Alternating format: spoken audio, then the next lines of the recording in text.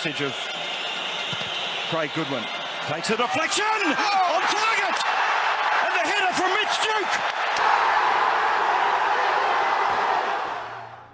As much as some Australians try to deny it, we love winning on the world stage in the world's biggest sport.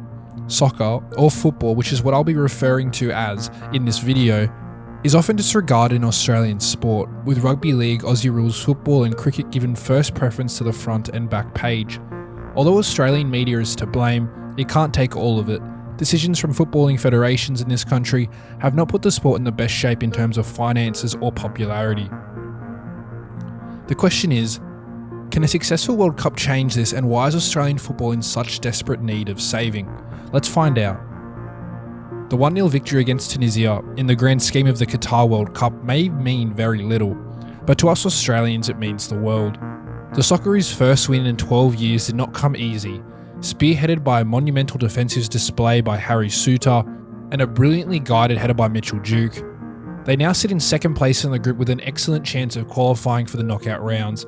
A tough task, but a draw against Denmark will likely get the job done, which would be a result that would surpass many Australians' expectations. There's no doubt that this victory has galvanised the country, and although football in this country is often overlooked at a professional level, at the grassroots level, football is king. Football is the country's most played team sport and holds the title by a significant margin. A 46% increase in participants from 2001 to 2016, and alongside basketball is the only team sport in Australia to see increases in participants, it begs the question to why we struggle to produce world-class footballers. Viduka, Kuhl, Cahill and Schwarzer were all names that featured in the top league of Europe. In fact, 13 of the 23 Socceroos featured in the 2006 World Cup were playing in the top 4 European leagues, with a further 7 playing elsewhere in Europe. The 2022 squad only features 3 players in a top European league, with there being very limited star power.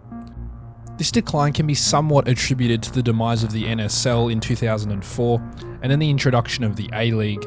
Prior to its demise, players like Mark Schwarzer and Mark Viduka followed the path of the NSL, playing for their local clubs, working their way up into the first team. They would be then selected by representative sides and handpicked to the centre of excellence, before often making their way over to Europe. This pathway was no doubt incredibly difficult, but it was clear. Players were able to get game time with regularity, and if talented enough, could make it overseas. Football in the country was essentially gentrified though. The NSL, which was key to cultivating these young stars, was by no means perfect, and financially it was a wreck, but in terms of developing talent it was excellent. It has been replaced largely by academies as the main pathway for player development for football.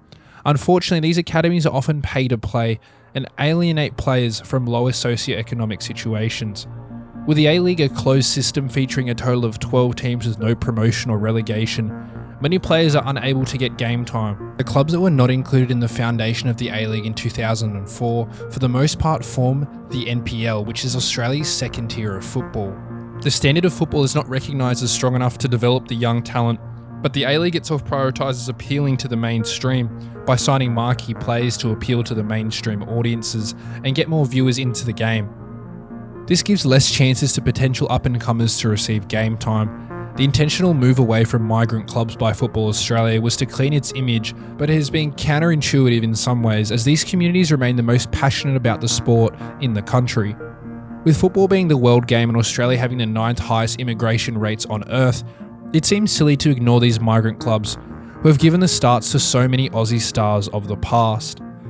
In comparison, basketball has capitalised on their boom in participation numbers and are cultivating stars, with streamlined pathways to becoming pro. In recent years there have been a record number of Aussies in the NBA, and this has resulted into the national team's success as well. Whether it's through the AIS, the NBA Academy, or the NBL, there are plenty pathways for future stars to make it in the big time. Stories like Garang Kuol, check the video on him here, are anomalies in Australian football. A young kid that faced serious financial hurdles that were taken care by both his community and his local club due to his undoubted talent. He took every possible opportunity in his stride and was already excellent at a young age. There are so many though that are late bloomers or just don't have the opportunity to play at an A-League academy and just slip through the cracks unfortunately. Christian Valpato, once a fixture for both Sydney FC and the Western Sydney Wanderers, an example of that. After getting released by both clubs at an under-16 level, there were no alternatives in Australia, and he would fortunately get enrolled into the Australasian Soccer Academy, an academy for unwanted players in the country. He ultimately would get a deal to AS Roma, a powerhouse club in European football, and is now unwilling to play for Australia. A prime example of how poor pathways can hurt Australia's footballing success. To put it simply, football in Australia favours the families with the deeper pockets and better connections, rather than the most skilled. Briefly mentioned before was Australian football's push to turn the sport mainstream with the A-League, and in theory this is a good thing. The A-League has made the sport more accessible to fans. We've seen the arrival of big stars over the competition's history like Alessandro Del Piero, Keisuke Honda, and more recently Nani. The early and mid-2010s can be regarded as the golden era for the A-League, and with its rise we saw the tremendous pushback by Australian media. Fans were vilified and labelled hooligans by the media. Throughout Australian sporting history, football has been marginalised in terms of its popularity because of the media, with many of the country's biggest media outlets having close ties to both the rugby league and Aussie rules football. What football has had over any other sport though is its live atmosphere. It's unmatched in Australian sports. Some media outlets disingenuously labelled the crowd experience surrounding the A-League as dangerous, and even went as far as to call it terrorism. It is fair to acknowledge mishaps from ultras over the years, but the fan experience is as safe as it is at any other sport in Australia. It created a divide amongst the sport's most passionate and the FFA, with bans to fans without a proper appeal process. They started to boycott matches. Although this was an issue that was resolved, there has been a constant divide between the fans and the footballing federation in the country. There has been a consistent decline in attendance since 2016, and TV viewership is at an all-time low. Football in the country is not dead, though we saw that Sydney derby produced an absolutely spectacular spectacle, even with the competition struggling, which shows there is still hope. The FFA really needs to find the balance between appeasing their commercial stakeholders and their own fans. Where the FFA wants to be embraced by the rest of Australia with a clean image, they run the risk of abandoning the passion and authenticity that footballing fans bring, even if it is sometimes over the line. So amongst all this negativity, is there anything to look forward to as a footballing fan in this country? Well, the further the Aussies can go at the World Cup, the more buzz it will create. It's that simple. Moments like that 1-0 win against Tunisia are special, and they inspire the next generation.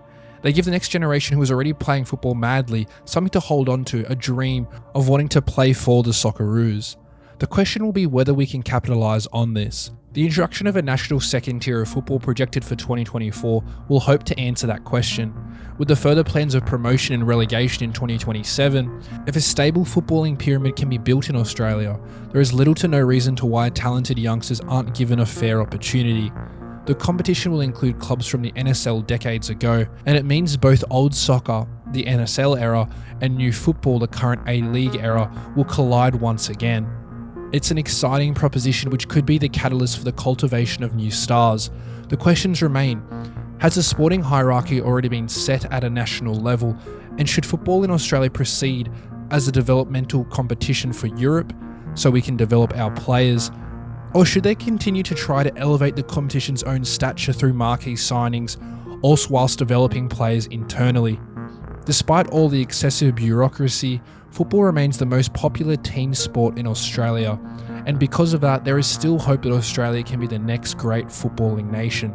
If you enjoyed this video, don't forget to like and subscribe. Comment down below what type of videos you want to see next. Thank you for watching.